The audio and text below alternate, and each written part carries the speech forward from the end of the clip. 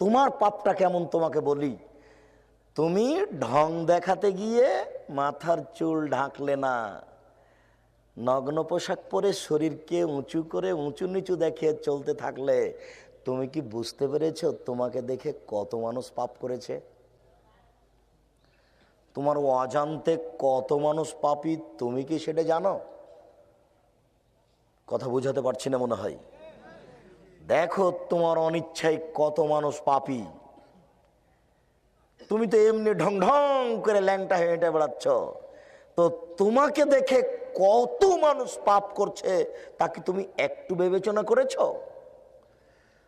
50 লক্ষ মানুষ যদি তোমাকে দেখে থাকে, 50 লক্ষ মানুষ যত পাপ করেছে তত পাপ তুমি একাই করেছো। 50 লক্ষ মানুষ যত পাপ করেছে